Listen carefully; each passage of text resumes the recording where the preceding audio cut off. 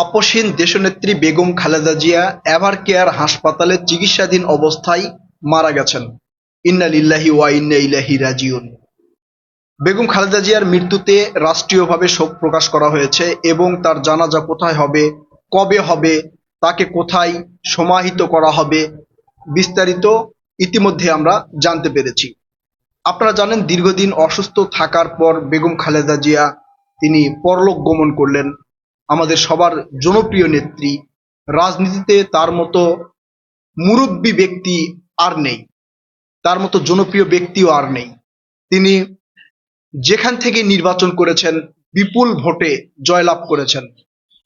তার হারার বা হেরে যাওয়ার কোনো রেকর্ড নেই। তিনি এতটাই জনপ্রিয় ছিলেন। বেগম খালেদা জিয়া এভার কেয়ার হাসপাতালে সকাল ৬টার দিকে ইন্তিকাল করেছেন এবং তার জানাজা অনুষ্ঠিত হবে বুধবার দুপুর ২টার দিকে মানিক মিয়া অ্যাভিনিউয়ে এবং তাকে কবরস্থ করা হবে শহীদ রাষ্ট্রপতি জিয়াউর রহমানের কবরের পাশে। তার জানাজা একটু ডিলে করার কারণ, তিনি সারা বাংলাদেশের সবচেয়ে জনপ্রিয় নেত্রী। শুধু বিএনপির নেতাকর্মীরাই নয়, সারা বাংলাদেশের বিভিন্ন শ্রেণী পেশার মানুষ তাকে অন্তরের অন্তরস্থল থেকে ভালোবাসেন। তিনি আমাদেরকে এভাবে ছেড়ে যাবেন, এটা আমরা একদমই মেনে নিতে পারছি না। অনেক সমালোচক যারা রয়েছেন তারা বিভিন্ন ধরনের সমালোচনা করেছেন, সেগুলো কথা আমরা বাদ দেই। কিন্তু বেগম জিয়া যে রাজনীতির ঊর্ধ্বে, সমালোচনার ঊর্ধ্বে পৌঁছেছেন, সেটা আমরা অন্তত বেশ কিছুদিন থেকেই জানতে পেরেছি। আপনারা জানেন, তার দুই ছেলে ছিলেন, বর্তমান বিএনপির ভাইস চেয়ারম্যান তারেক রহমান এবং তার আরেক ছেলে ছিলেন জনাব কোকো। আওয়ামী লীগের অত্যাচার, অন্যায়, নিপীড়ন সহ্য করতে না পেরে কোকো অনেক আগেই পৃথিবীর মায়া ত্যাগ করেছেন। তারপরে প্রবাসে গিয়ে জীবন যাপন করতে বাধ্য হয়েছেন আমাদের জনপ্রিয় নেতা তারেক রহমান। কিন্তু বাংলাদেশের জনগণকে ছেড়ে যাননি বেগম খালেদা জিয়া। অন্যায়ের কাছে কখনো মাথা নত করেননি। তিনি চাইলে কোনো না কোনো ভাবে বিদেশে গিয়ে জীবন যাপন করতে পারতেন, কিন্তু বাংলাদেশের জনগণকে ছেড়ে তিনি চলে যাননি।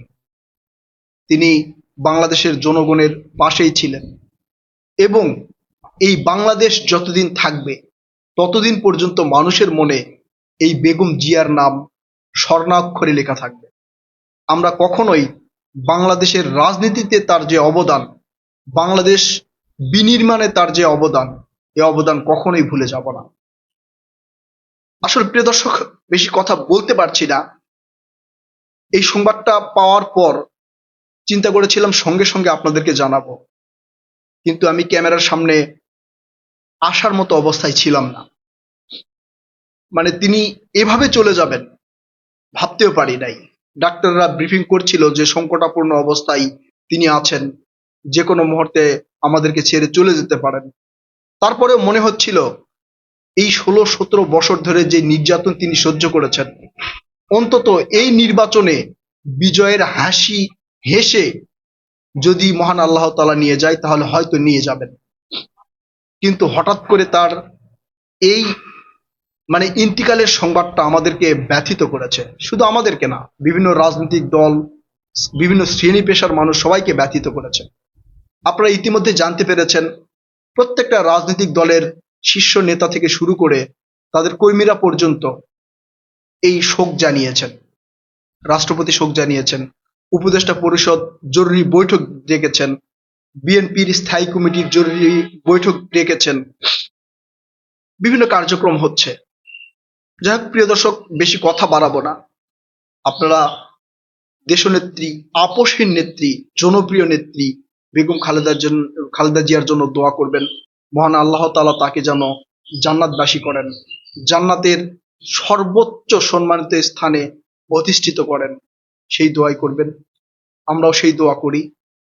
কথা হবে নতুন কোনো ভিডিওতে ইনশাল্লাহ। ততক্ষণ পর্যন্ত সুস্থ শরীরে ভালো থাকবেন। আল্লাহ হাফেজ।